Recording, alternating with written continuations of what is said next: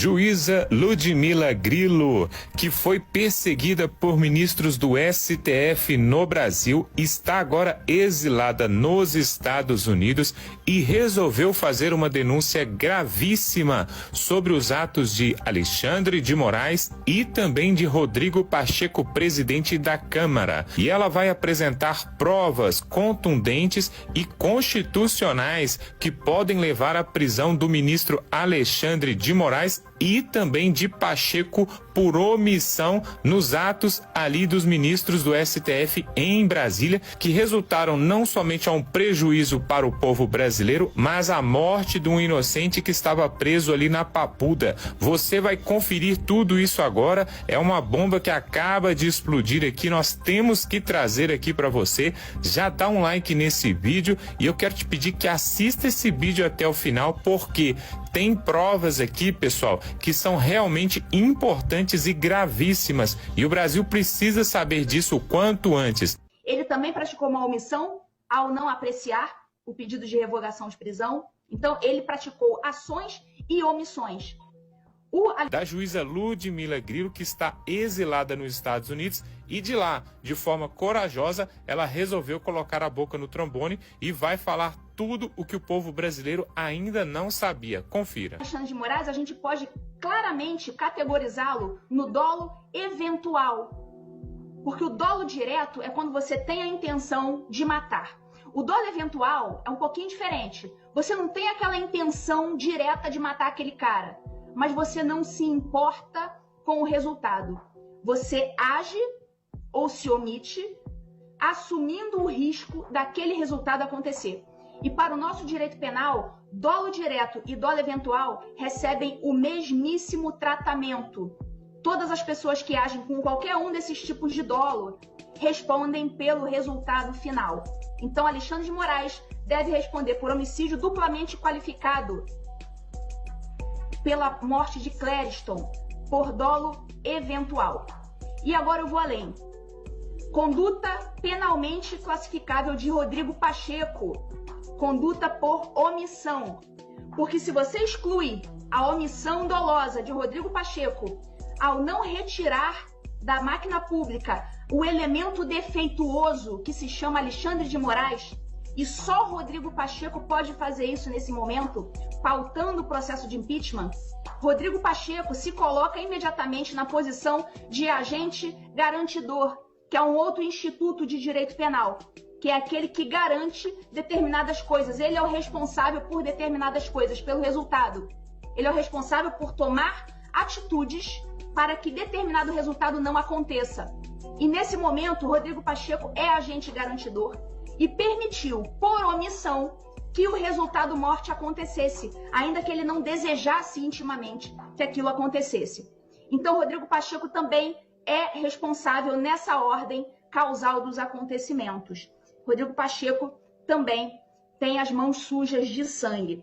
Então, eu espero não ter me alongado muito, mas eu precisava fazer essa explicação um pouco mais técnica. A juíza Ludmila Lins Grillo revelou em uma rede social que deixou o Brasil em 2022 e foi morar nos Estados Unidos depois de vivenciar episódios de perseguição política. Por isso, ela se considera exilada. Abre aspas, sou oficialmente uma juíza brasileira em asilo político nos Estados Unidos. Fecha aspas.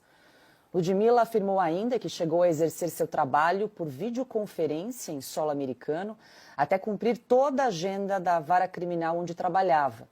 Ela foi afastada do cargo e manteve em segredo que tinha deixado o país para se preservar. Ela diz ainda que documentou todos os atos persecutórios que sofreu por parte do Supremo Tribunal Federal, em especial pelo ministro Alexandre de Moraes, assim como pelo Conselho Nacional de Justiça e pelo Tribunal de Justiça de Minas Gerais. Ludmila apresentou uma denúncia para as autoridades americanas. E aí, Piotr, a magistrada, a juíza, agora não mais, né, foi afastada do cargo, está nos Estados Unidos aí desde 2022, se considera aí exilada, asilo político nos Estados Unidos em razão de perseguição que tem sofrido. O Supremo Tribunal Federal impeça o descumprimento de leis aprovadas pelo Congresso. Não permita que outro poder interfira nas atribuições do Legislativo.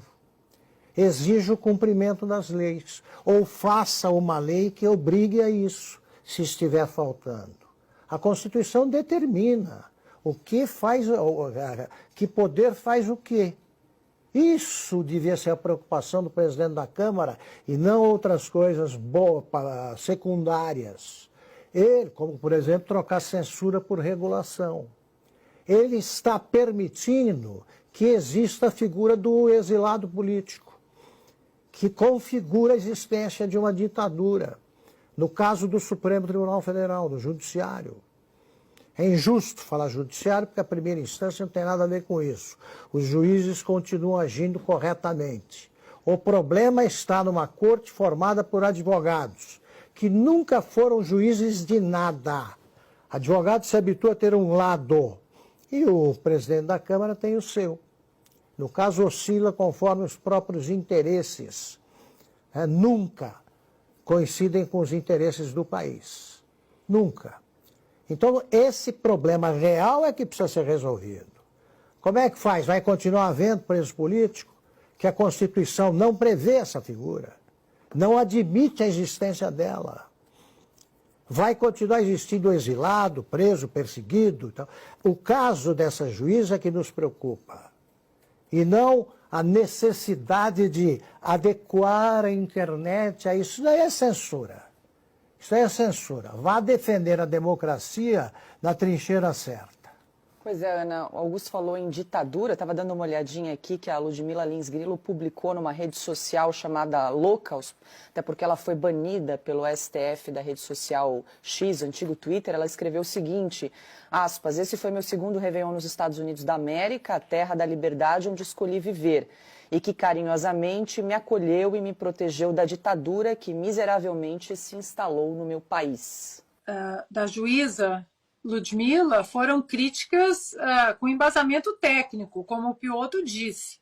E não custa lembrarmos que as críticas que ela deixou ainda quando morava no Brasil, e por isso a perseguição, né, começou a ser imposta ao perfil dela, foram críticas que, inclusive, ex-ministros do Supremo Tribunal Federal, como o ex-ministro Marco Aurélio Mello, e fizeram, outras pessoas, outros juristas fizeram, o doutor Ives Gandra Martins também fez críticas a esses inquéritos sem fim, inquéritos que são abertos de ofício, apenas com uma canetada de um dos ministros do Supremo Tribunal Federal, né? Houve muitas críticas em relação a esses inquéritos, a quebra do devido processo legal no Brasil, do Estado de Direito.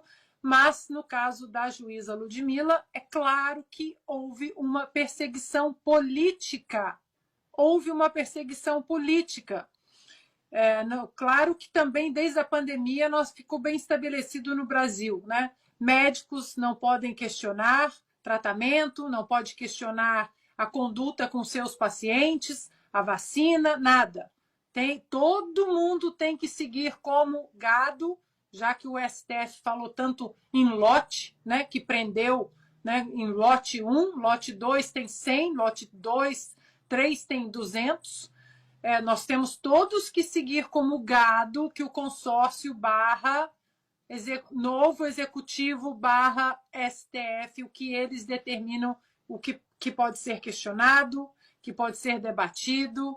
Então, ficou proibido debater urnas, ficou proibido debater todo o sistema eleitoral, ficou proibido, inclusive, dizer que Lula era amigo de ditadores. Mas aí, Paula, como Augusto disse, nós estamos diante de um Brasil com presos políticos e com exilados. Alan dos Santos, agora a juíza Ludmila, Paulo Figueiredo, nosso Rodrigo Constantino, também sem passaporte, sem conta bancária. Que tipo de Brasil é esse?